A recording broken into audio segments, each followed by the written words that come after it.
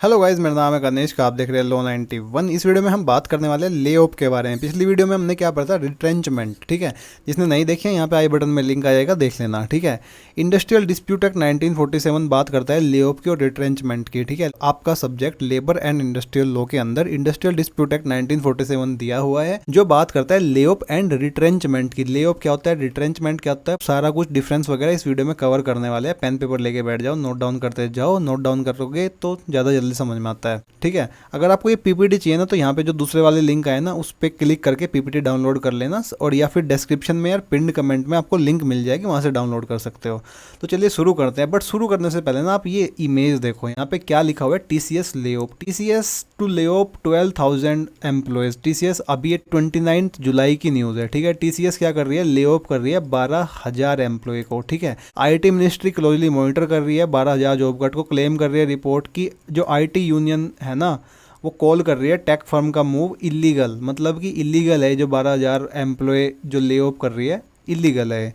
ठीक है, तो ये क्यों इलीगल है, ठीक है, क्यों ये यूनियंस कह रही है कि इलीगल है, वो सारा आंसर आपको इस वीडियो में मिल जाएंगे। ठीक है, आगे जैसे जैसे पढ़ेंगे कब इलीगल होता है एक ले ऑफ, ठीक है, और टीसीएस ने क्या नहीं किया है, वो सारे आंसर आगे आगे जाके मिल जाएंगे। ठीक है, तो ले ऑफ का मतलब क्या होता है, पहले ले ऑफ की डेफिनेशन पढ़ लेते हैं। ले ऑफ का मतलब होता है फेलियर, रिफ्यूजल और इनेबिलिटी ऑफ एन एम्प्लॉयर। मतलब कि जब जो एम्प्लॉयर होता है ना, वो फेल हो जाता है एम्प्लॉयमेंट देने में वर्कमैन को। ठीक है, या फिर वो अनेबल होता है एम्प्लॉयमेंट देने को वर्कमैन को, जो जिनका नाम होता है मस्टर रोल में। मतलब उन्हीं वर्कमैन की यहाँ पे बात हो रही है जिनका नाम मस्टर रोल में होता है। मस्टर रोल क्या होता है, मस्टर रोल एक ऑफिशियल रजिस्टर या अटेंडेंस का रिकॉर्ड को बोलते हैं, जो मेंटेन किया जाता है एम्प्लॉयर के द्वारा, जिसमें होता है नाम, detail of all the employed workman, particularly जो रेगुलर पे रोल पे है। मतलब जो रेगुलर एम्प्लॉयज हैं उनके नाम होते हैं मस्टर रोल में, ध्यान रखना।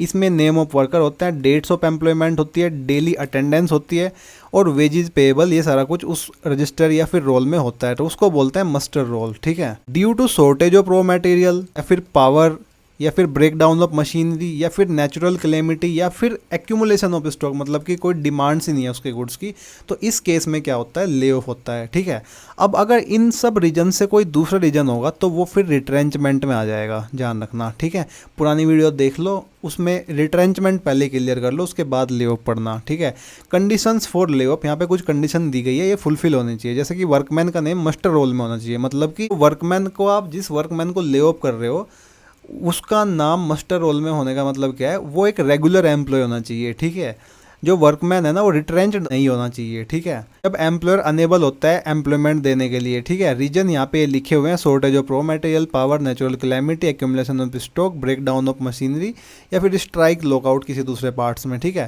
कंपेंसेशन फॉर ले ऑफ सेक्शन 25C में दिया हुआ है। बेयर एक्ट की लैंग्वेज में मैंने यहाँ पे लिखा हुआ है, अगर एक वर्कमैन अदर देन ए बादली और कैजुअल वर्कमैन, यहाँ पे लिखा हुआ है, तो बादली वर्कमैन कौन होता है, एज पर सेक्शन 25C बादली वर्कमैन का मतलब होता है सब्सटीट्यूट वर्कर, जो एम्प्लॉय किया गया है उस आदमी की जगह, उस वर्कमैन की जगह जो ऑलरेडी एक परमानेंट था। ठीक है, वो टेम्परेरी एब्सेंट अगर है तो उसकी जगह एक बादली वर्कमैन को सब्सटीट्यूट रख लेते हैं। ठीक है, उसको बोला जाता है बादली वर्कमैन। कैजुअल वर्कमैन कौन होता है, वो वही वर्कमैन होता है जो टेम्परेरी पर्पज़ के लिए रखा जाता है, जिसका काम टेम्परेरी होता है, रेगुलर होता है या फिर ओकेजनल होता है। ठीक है, उसको बोलता है कैजुअल वर्कमैन। ठीक है, अगर एक वर्कमैन इन दोनों को छोड़ के, बादली और वर्कमैन, कंप्लीट कर चुका है एटलीस्ट 1 साल, ठीक है, कंटिन्यूस सर्विसेज का, तो वो एंटाइटल है 50% of total basic veg plus DA, मतलब कि वेज प्लस डीए को मिला के सैलरी बनती है, तो 50% सैलरी उसको देनी पड़ेगी सभी ले ऑफ के दिनों को। ठीक है, उसमें वीकली हॉलीडेज काउंट नहीं होती है। ठीक है, तो इसको ना एक एग्जाम्पल से समझते हैं। ठीक है, जैसे मान लो कि एक इंजीनियर है एक लीडिंग ऑटोमोबाइल मैन्युफैक्चरिंग प्लांट में, तो वो कंप्लीट कर चुकी है 5 साल अपनी कंटिन्यूस सर्विसेज के। ठीक है, तो उसकी मंथली सैलरी 80,000 है, डीए उसका 20,000 रुपये है।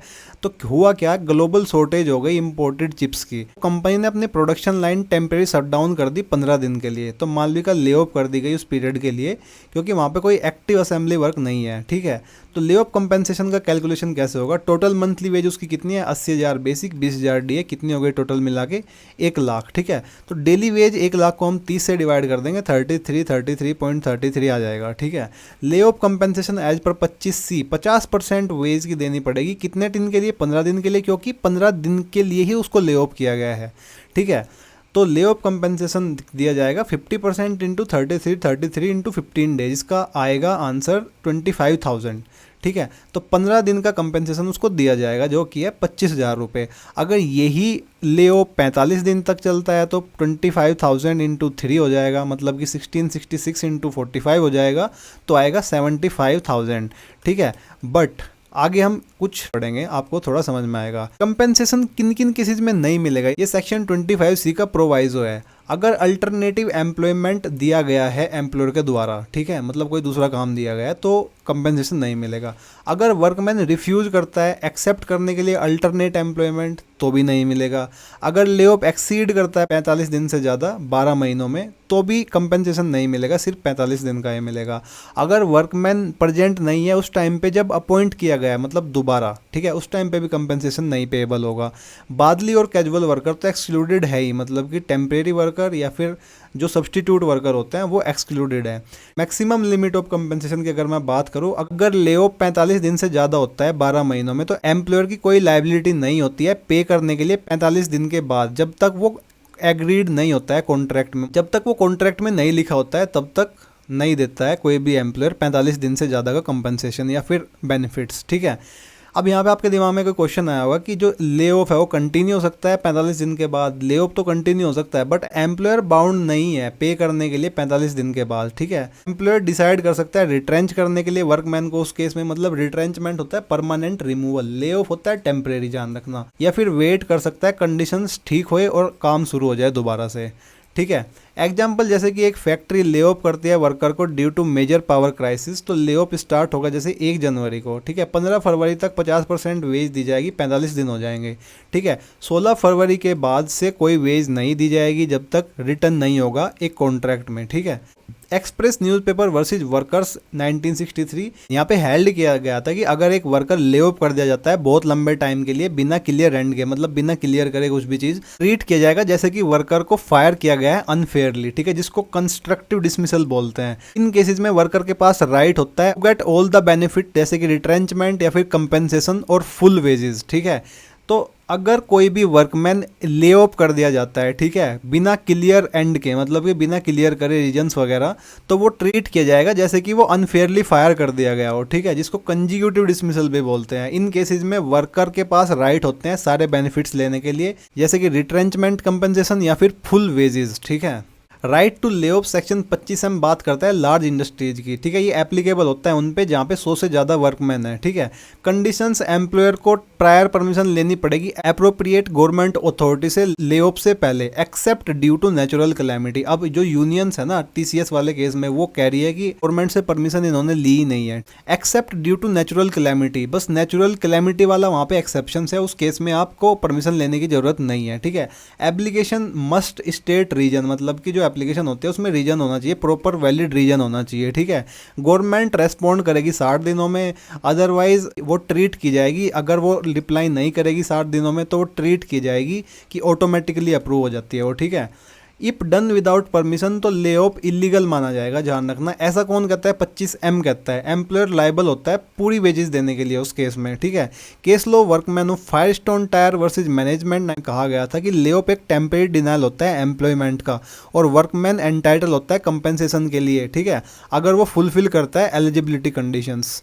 सेक्शन 25 क्यों बात करता है penalty for illegal lay off. अगर आप इलीगल ले ऑफ करते हो तो आपको पनिशमेंट भी दिया जाएगा। अगर कोई एम्प्लॉयर ले ऑफ करता है वर्कर्स को बिना परमिशन लिए गवर्नमेंट से, रिक्वायर्ड है जो सेक्शन 25M में, तो ले ऑफ इलीगल माना जाएगा, पेनल्टी हो जाएगी उसको 1 मंथ का इम्प्रिजनमेंट, जेल और 1000 रुपये का फाइन या फिर दोनों, ठीक है। सेक्शन 25 से बात करता है कि कुछ एस्टेब्लिशमेंट्स है जो कि एग्जेम्प्टेड किए गए हैं। कौन कौन से? सीजनल इंडस्ट्रीज और इंटरमिटेंट वर्क। मतलब कि सीजनल का मतलब अगर कोई इंडस्ट्री वर्क कर रही है स्पेसिफिक सीजन्स में, जैसे कि शुगर मिल्स, ले ऑफ के रूल्स उन पे अप्लाई नहीं होंगे, ठीक है। इंटरमिटेंट वर्क मतलब कि अगर कोई वर्क रेगुलरली नहीं हो रहा है, उसमें गैप्स हैं, तो एस्टेब्लिशमेंट कंसिडर की जाएगी इंटरमिटेंट, ठीक है, और ले ऑफ रूल उस पर एप्लीकेबल नहीं होंगे, ध्यान रखना। 25A में लिखा हुआ है, ठीक है। तो यहाँ पे डिफरेंस दिया गया है रिट्रेंचमेंट और ले ऑफ में, ठीक है। रिट्रेंचमेंट में क्या डिफरेंस होता है कि जो नेचर होता है ना ले ऑफ का, वो टेम्परेरी होता है, ठीक है।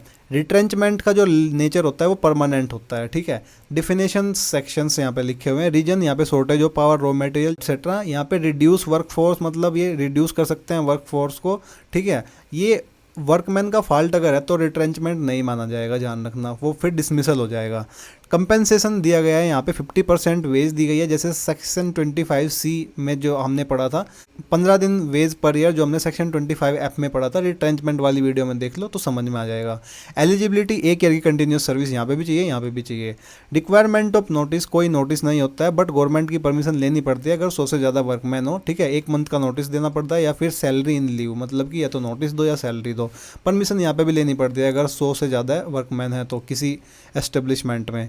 री एम्प्लॉयमेंट पॉसिबल होता है जब सिचुएशन इंप्रूव हो जाती है। यहाँ पे कोई स्कोप नहीं होता है री एम्प्लॉयमेंट का जब तक रीहायरिंग ना हो, ठीक है।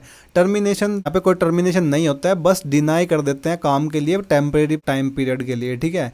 यहाँ पे टर्मिनेट हो जाती है सर्विसेज, ध्यान रखना, ठीक है। तो अगर मैं कंक्लूड करूँ, ले ऑफ क्या होता है? ले ऑफ टेम्परेरी डिनाइल, मतलब कि जो वर्कमैन होता है ना, जब उसकी हालत ख़राब हो जाती है या फिर कोई दूसरी दिक्कत आ जाती है, ठीक है, जैसे जो अभी हमने रीजन्स पढ़े हैं, उन रीजन्स की वजह से एम्प्लॉयर क्या करता है, मना कर देता है एम्प्लॉयमेंट देने से, ठीक है। सेक्शन 2 के और 25C 25M कोर सेक्शन है, याद रखना, ये लिख के आने हैं एग्जाम में।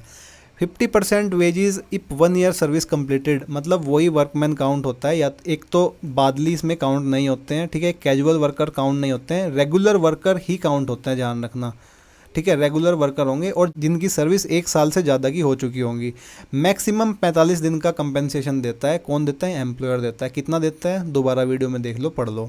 प्रायर परमिशन नीडेड होती है अगर 100 से ज़्यादा वर्कमैन है तो। रिट्रेंचमेंट का मतलब होता है परमानेंट, ले ऑफ का मतलब होता है टेम्परेरी, ठीक है। तो यहाँ पे हमारी वीडियो नहीं कंप्लीट होती है, अभी जाना मत, यहाँ पे लिंक पे क्लिक कर लो, ये पीपीटी डाउनलोड कर लो पहले तो, ठीक है।